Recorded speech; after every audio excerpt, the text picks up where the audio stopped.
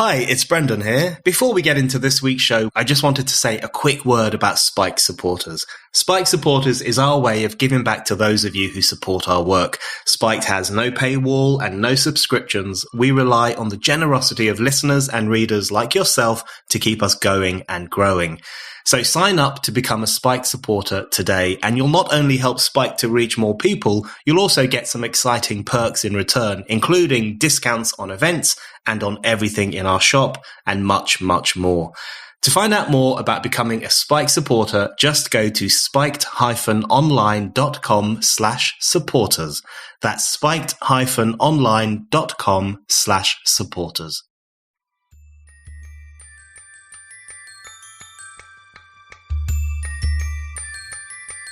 I do think that the government's majority is precarious, but I think British politics is in a state of flux now.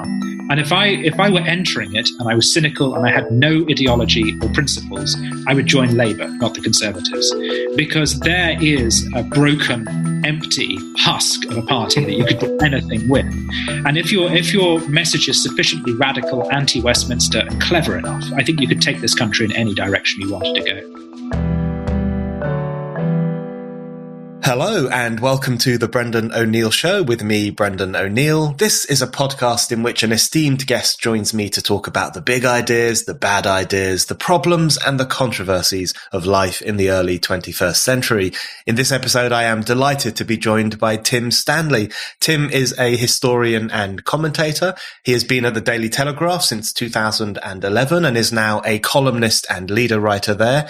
He's a regular panelist on Radio 4's The Moral Maze.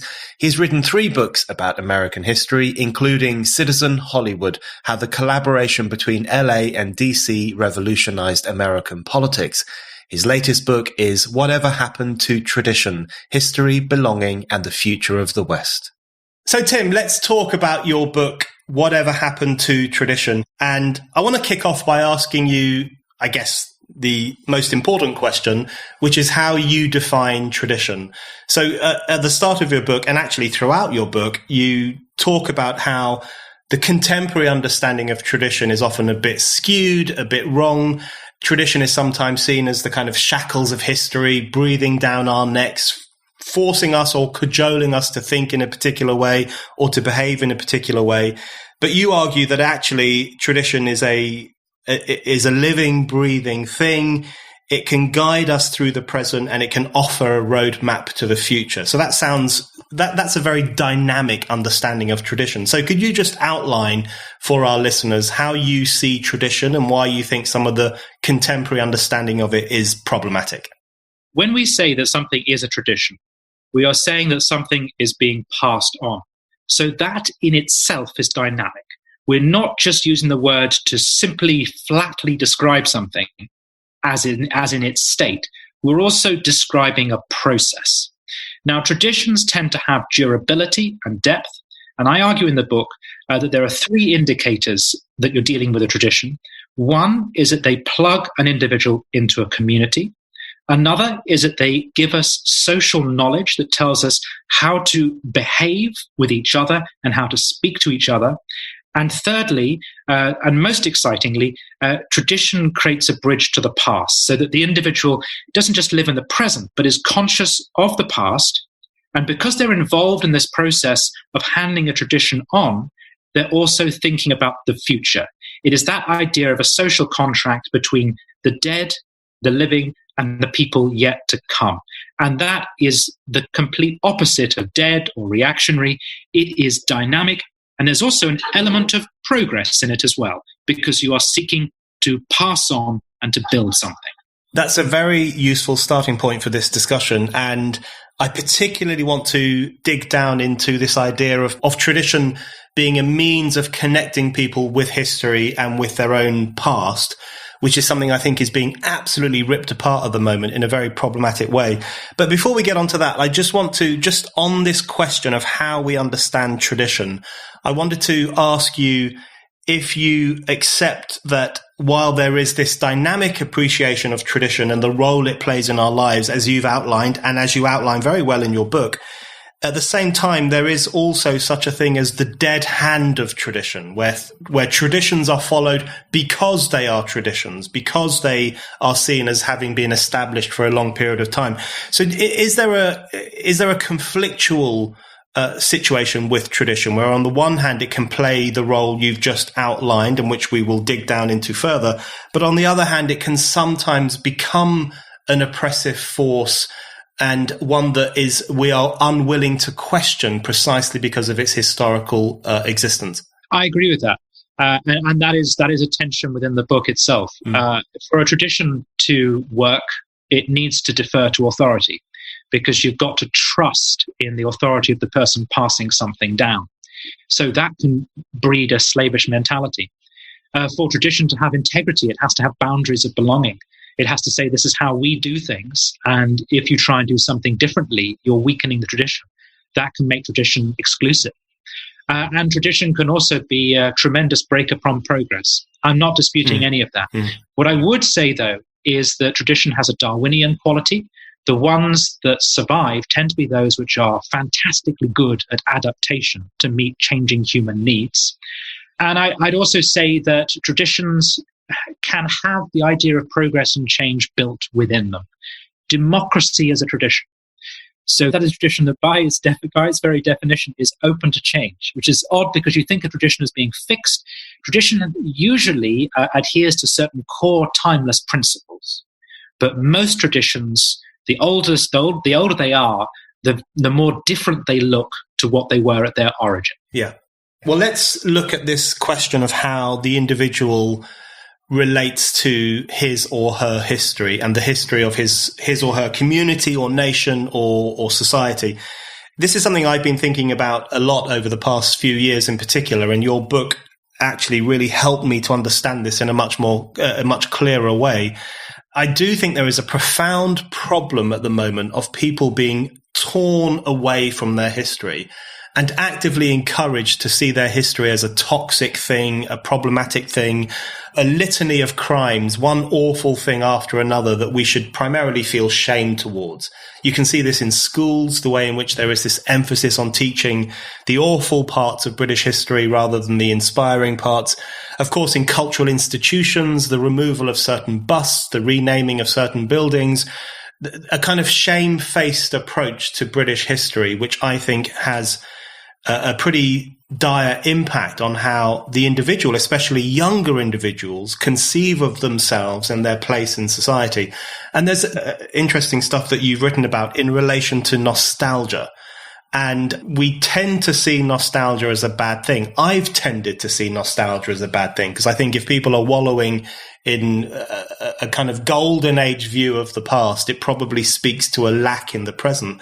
But you argue that nostalgia is a way of nourishing the human need for roots and belonging, and for that sense of connection to where your nation or your society actually comes from, what its origins are. So could you just speak a little bit about how much of a problem you think this tearing apart of the individual from history is, and how you think that's likely to play out in the next few years? First of all, on this strange war on our own history that we're going through, I think of it this way. Imagine if you went to a therapist and the therapist said to you, your past is a litany of evil and you have done some terrible things. And then the therapist said, not, I want you to move on, but I want you to talk about those things every day, all the time. We are asking of the nation something that if we asked it of an individual, it would be considered abusive. Yeah. Now, the reason why that's wrong is both because I think it is burying the nation in a collective trauma, some of which, this might sound contrary to my notion of our relationship to the past, but some of which does actually have nothing to do with us individually. But not only is that burdening people, but I think you're also cutting off history as a place of moral learning, where you could draw good lessons as well, where you could usefully study how people have done bad things and amended it, fixed it, overcome it, revolted against it, etc., etc. And this is where I think nostalgia comes in. We think of nostalgia as a rosy view of the entire past. If that were true, again, to return to the therapist chair, that would be perverse. If British people were nostalgic for the empire and for slavery and for the plantation and coal mines, that would be downright odd. But they're not. They are nostalgic for an edited view of history, which has a moral dimension, one which has utility for today. So in particular, people are nostalgic for the war. Again, not for bombing raids, not for concentration camps. That would all be very unhealthy. They are nostalgic for a collective memory of when we came together to beat fascism. So the answer to pull all those things together is I'm very concerned that this country is losing some historical moral memory in its crusade to eradicate its past and move on. And it's a trite phrase, but cliches are cliches because they're true. We are throwing the baby out with the bathwater. We must interrogate history. I want to know as much about history as possible. So if, for instance, a country house is associated with slavery, tell us about that, because if nothing else, it adds to the sum total of human knowledge. But if you just apply this blanket trauma to the past, there's a risk that you will lose that part of it which is actually useful in the present, which is a mix, as I say, of moral learning and also comfort. You know, the BBC is supposedly anti-nostalgia and anti the past. Nothing could be further from the truth. If I turn on the telly, it's all midwives in the 1950s, yes. Or Channel 5 is All Creatures Great and Small, or ITV is Downton Abbey. Why do we keep coming back to these things? It's the warm, comforting memory of the past. But if you watch those things, you find they're also full of moral learning about overcoming racism and sexism, etc., etc. So I think it's a mistake to jettison your entire past. Regular listeners to this show will know that I cannot get enough of Wondrium. I've just started listening to a fascinating series on Wondrium called The American Mind. All of the great struggles in American history, from the Revolution to the Civil War, have been as much ideological battles as military ones. And these fierce contestations over democracy, liberty, and progress are still going on today in different forms. If you want to understand the deep roots of these conflicts, The American Mind is a great place to start. Wondrium's curated library makes lifelong learning fun. Their engaging videos are full of mind-blowing content covering every topic you've ever wondered about. With Wondrium, you can dive into documentaries, travel logs, tutorials, and so much more. So why not check out The American Mind or any of the thousands of other videos Wondrium has to offer? If you like the sound of that, I have an amazing offer to get you started. A free trial of unlimited access. To get this offer, sign up now through my special URL, wondrium.com/Brendan. That's wondrium.com/Brendan. Wondrium is my favorite streaming service. I get to learn about whatever I want, whenever I want, and I know that you're going to love it too. So go now to wondrium.com/Brendan. So where do you think this war on history comes from, and who is pursuing it? Because one of the things that strikes me is that it looks very much like a top-down endeavor. So very often it will be cultural institutions themselves which will say, well, our founder was a problematic person and we've got to hide away this artifact and we've got to stop doing these kinds of exhibitions. So it's often presented as the kind of, pinkos storming through the institutions, or Black Lives Matter demanding these kinds of changes, or it's presented as a kind of a grassroots demand for a clearer, more accurate understanding of British history. But actually, it often looks like institutions themselves, the elite itself, I guess, having lost faith in the history of this country and their role in it, and therefore feeling the need to self-flagellate, to hide things away, to express this kind of shamefaced approach.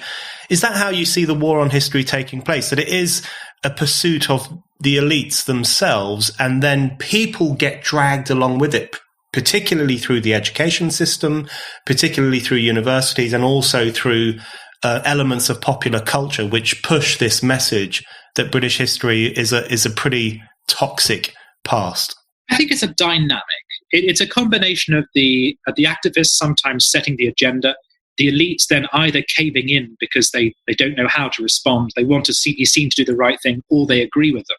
Sometimes it does come from within the institution itself. In the book, I borrow a horror movie cliche when I say that so often the call is coming from inside the house. Yeah.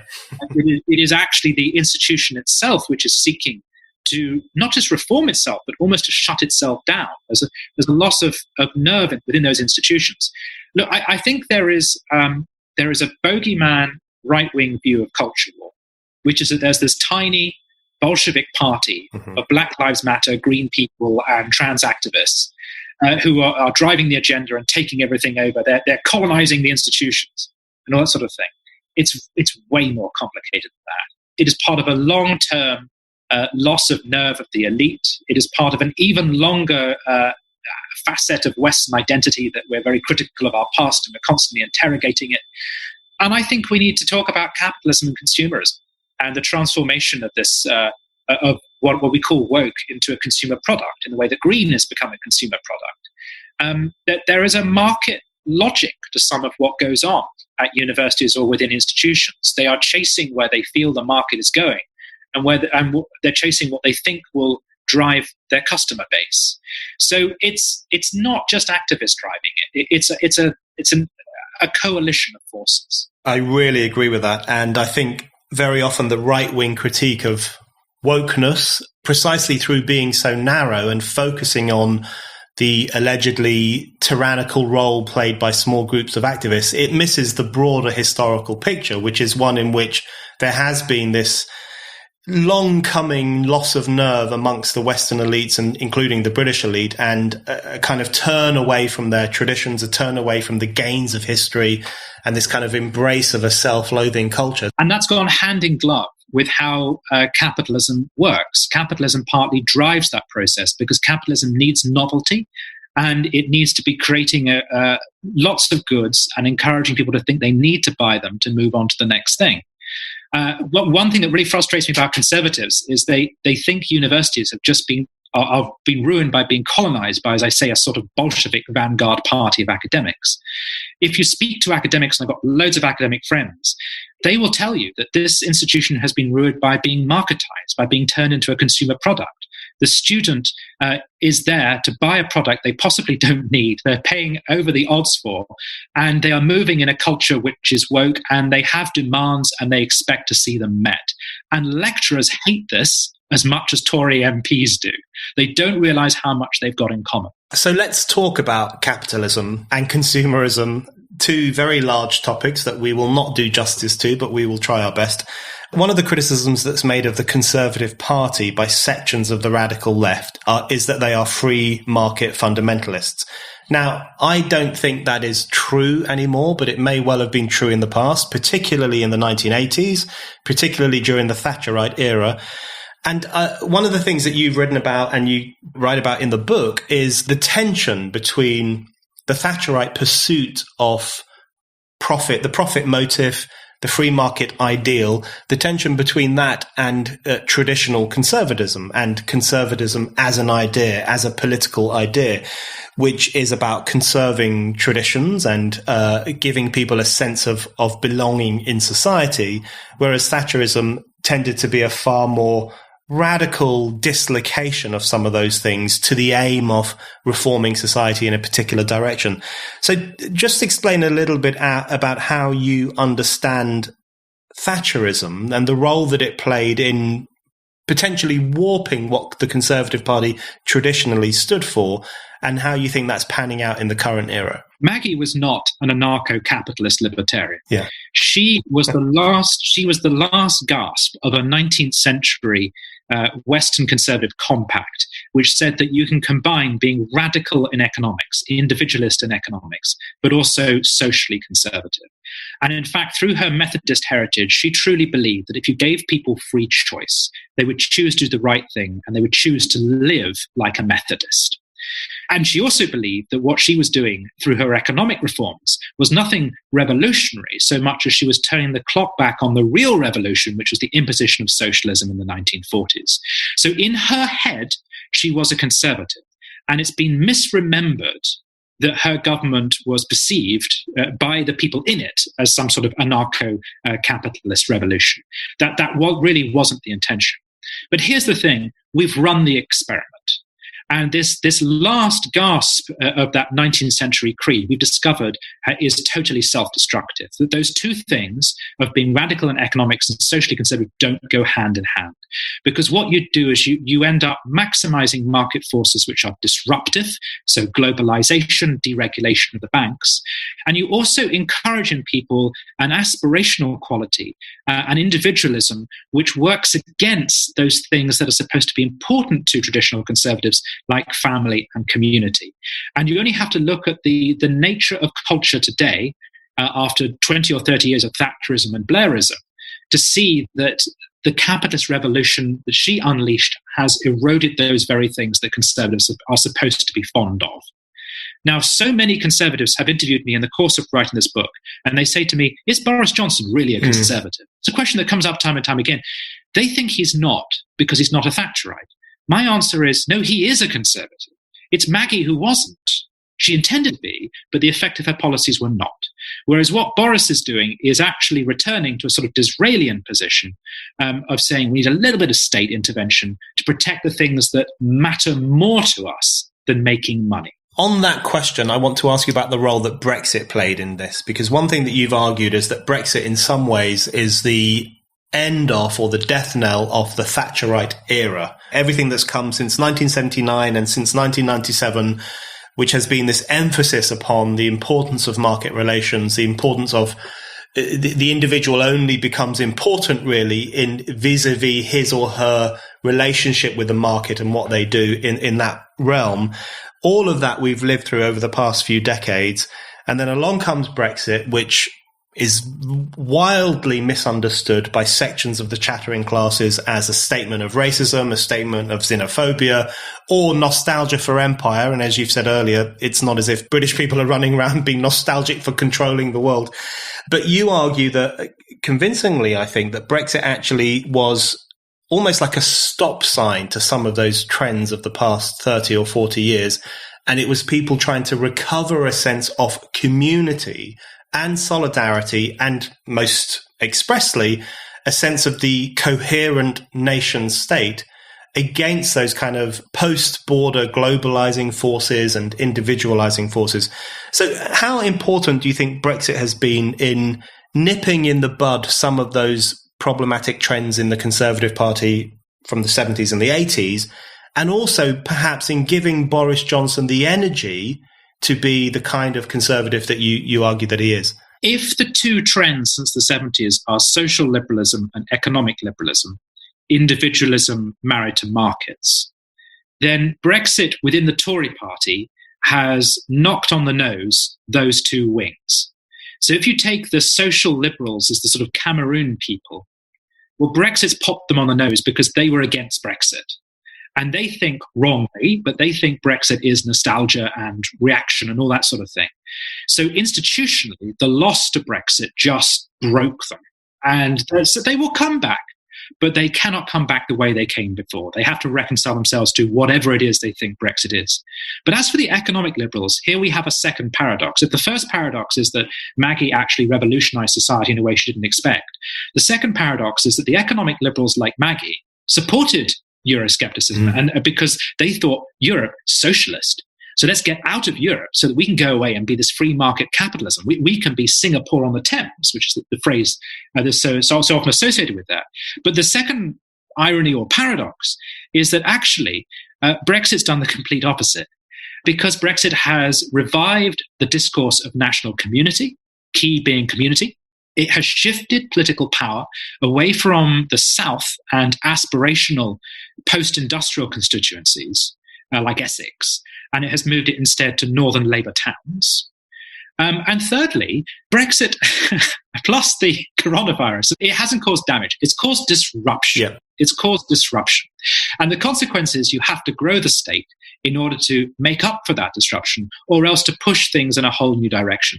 So all of that comes together in the Red Wall project of now we have to actually redistribute money, spend money on the northern seats in order to satisfy this whole new national community constituency that's emerged. So that's the second grand paradox of conservatism of the last 40 years, is that the very thing that Eurosceptics hoped for, to abandon Europe in order to create a free market country, I think they're going to get the complete opposite.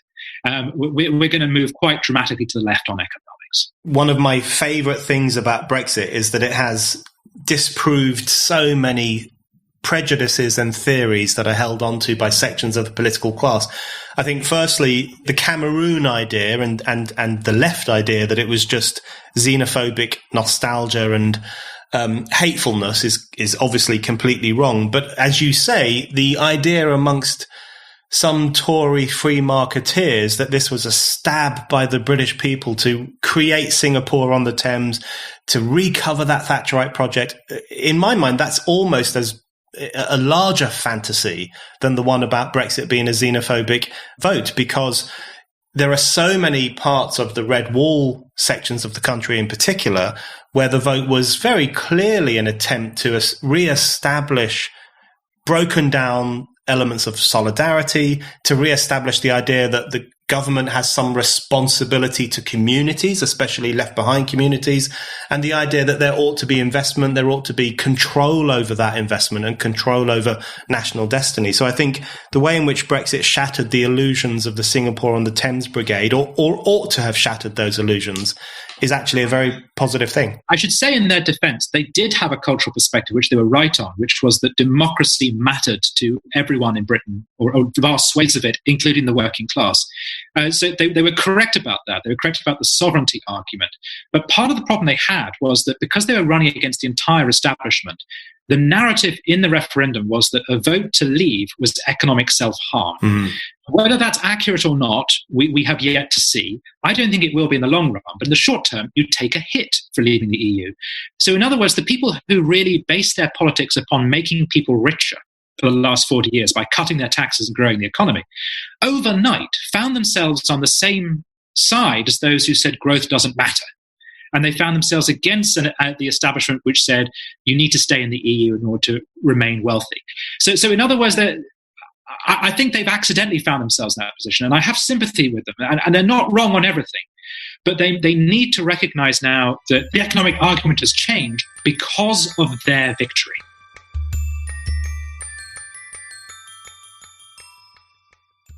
Are you looking for the perfect gift for the pro-freedom, anti-woke person in your life? Then look no further than the Spiked shop. You can now get your favourite Spiked slogan on a t-shirt, hoodie, tote bag or mug, including ban nothing, question everything, love Europe, hate the EU, and cancel culture. And if you're a Spike supporter, you get a 15% discount on everything in the shop. Just go to spiked-online.com/shop to browse our items and make your purchases. That's spiked-online.com/shop. Well, that brings me on to the next question I wanted to ask you, actually, which is a difficult, tangled question, but the question of whether the connection between Boris Johnson's government and the Red Wall sections of the country, whether that contains within it tensions of their own. And so at the moment, there seems to be a coming together of a government that is keen to recover conservative values, to do something in defense of tradition, to follow through on the vote for Brexit, of course, get Brexit done. There's a coming together of that government and vast swathes of the public who want Brexit done, who want us to recover those sovereign values, to become a more independent nation, to be able to pursue the good of the community without having to listen to the demands of the globalist elites. So there is a very clear connection between those two sections of society. But are there also tensions between them that could eventually come to the surface? And one thing I'm thinking in particular is the electorate actually more radical than the government? Because voting to disestablish the 40-year connection between Britain and the European Union is a fairly radical thing to do. Most government ministers over the past 5 years have been keen in some way to rein it in, to water it down, to come up with a deal that is a little bit Brexit, but not entirely Brexit. So to what extent do you think there are tensions between the aspirations of the electorate for genuine sovereignty, genuine solidarity, genuine investment in communities and their futures, and a government which seems to share those outlooks, but at some point might come unstuck by just how radical the demands of voters are? We shall see. It depends in part on where we wind up economically and socially post-COVID. So it might just be that all that radicalism becomes diverted or deformed in some way.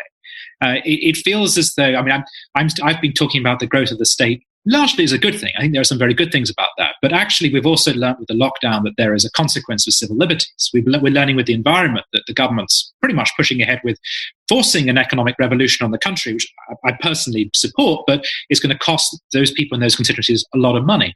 So it could just be that politics will be so different in a few years' time. What I would say is it's interesting to look at the people who got elected from those seats, their character and what they're bringing to Parliament.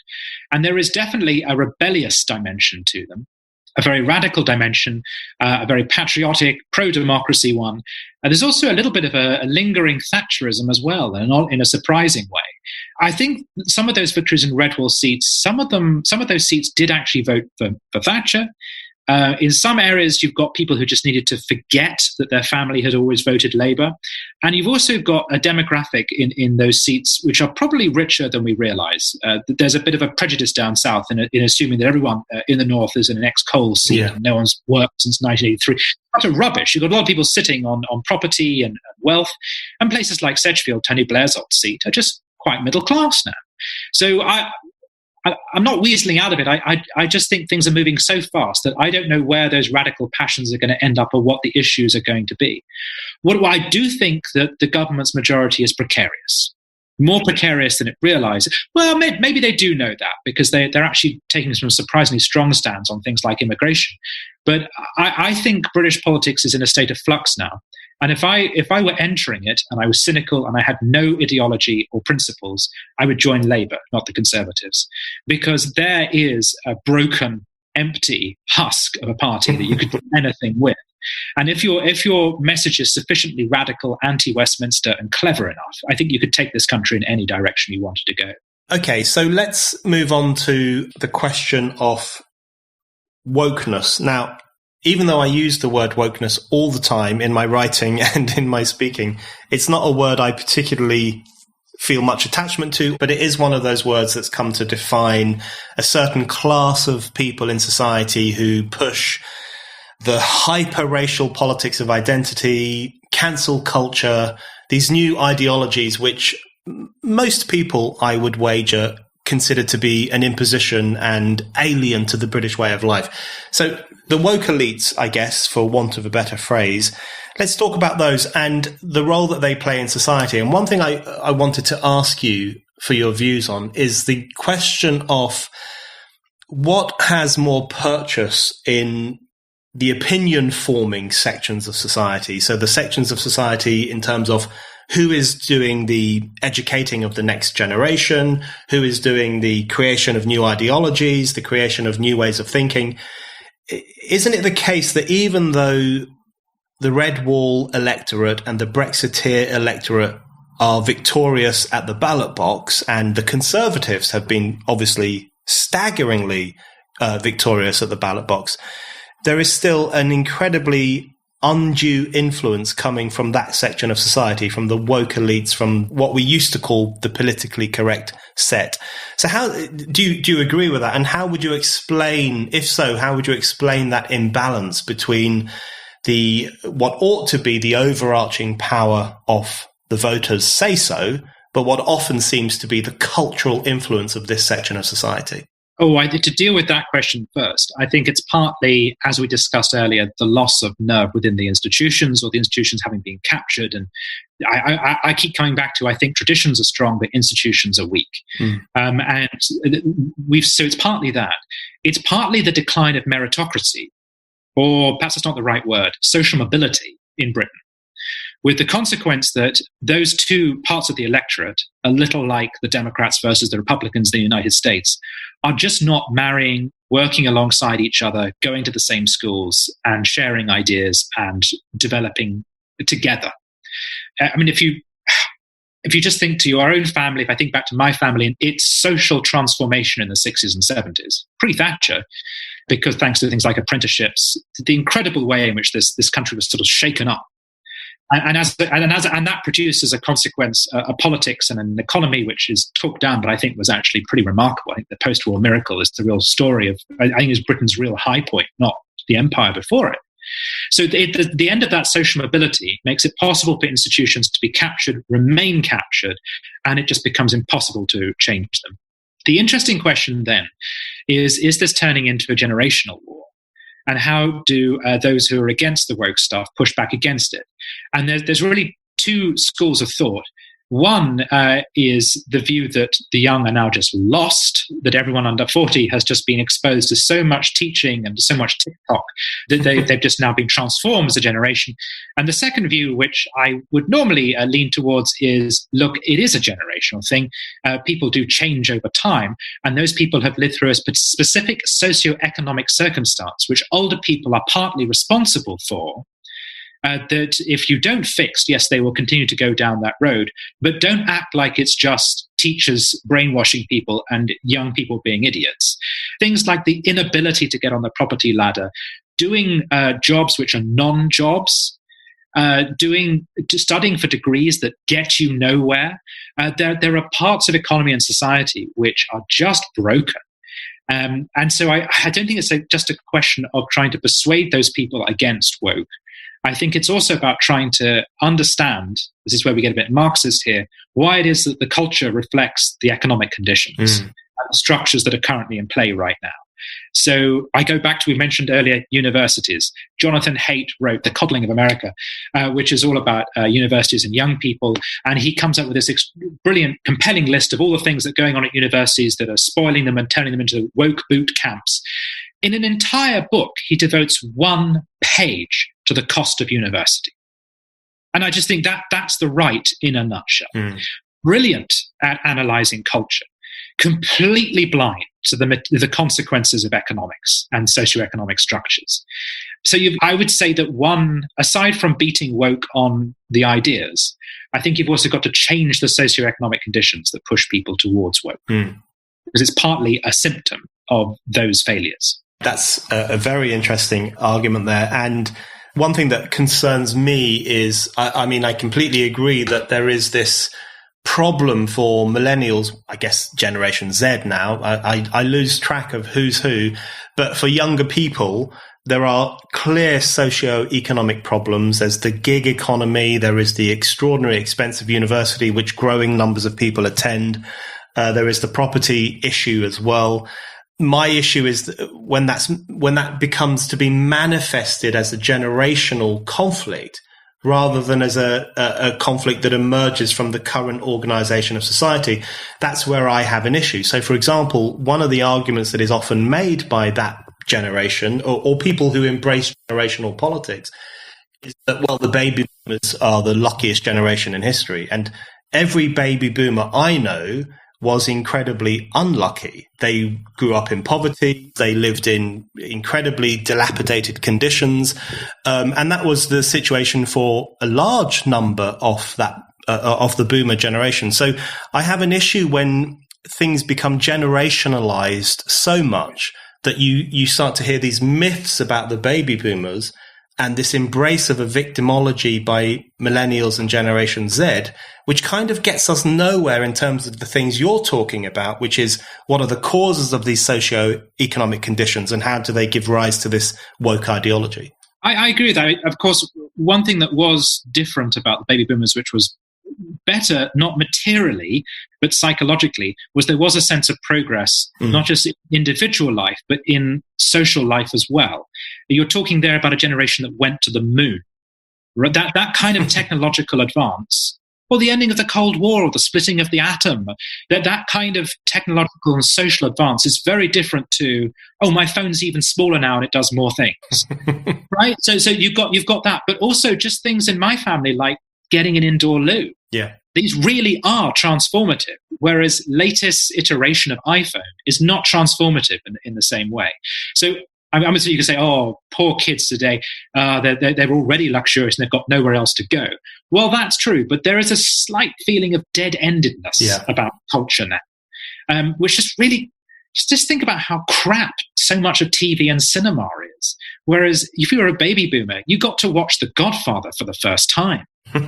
Whereas Venom 2 just doesn't compete. Absolutely. Okay, Tim, we're running out of time, so I've got one more question I want to ask you, and this is a ridiculous question to end on because it's far too large, but let's see what we can do.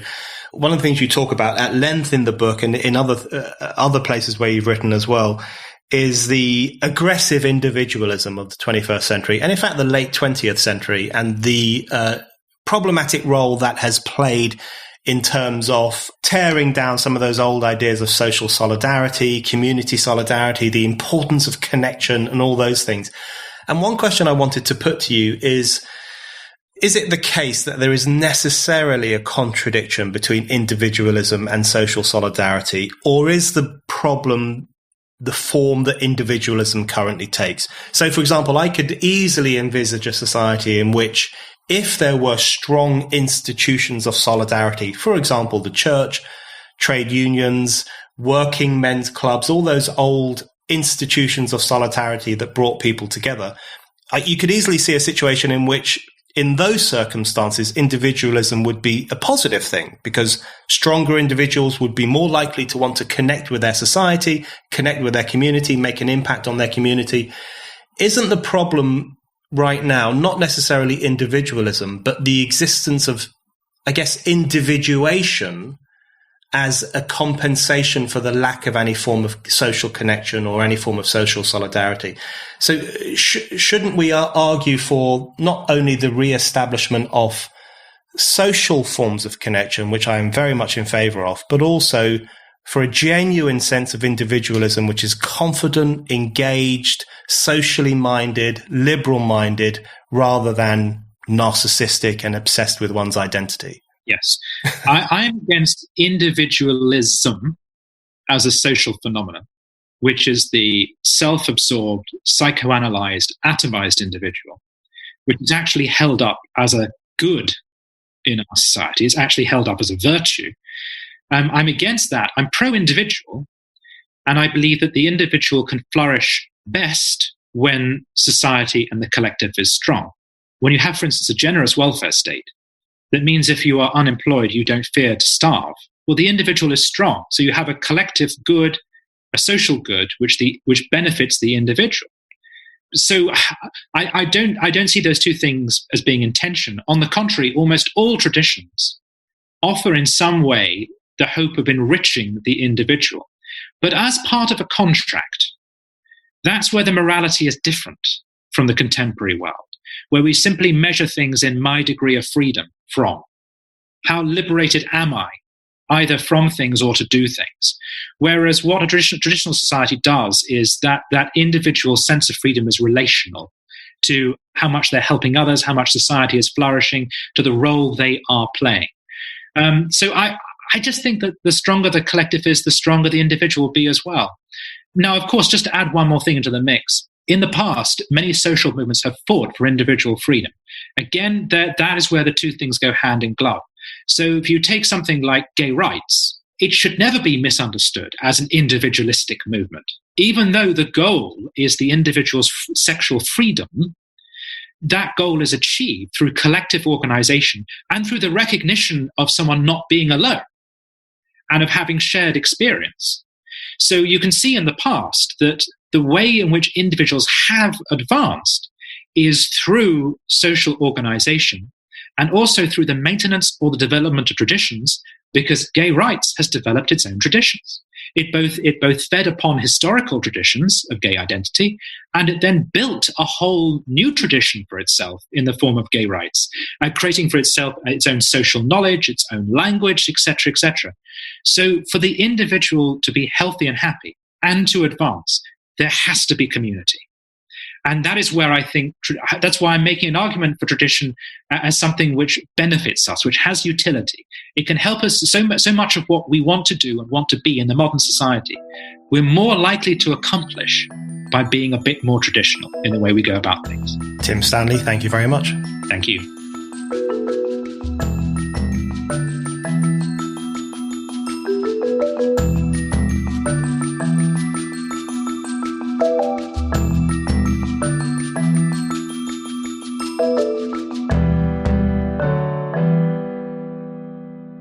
Thank you for listening to The Brendan O'Neill Show. We'll be back with another guest and more discussion. Don't forget to subscribe, and in the meantime, keep reading Spiked at www.spiked-online.com.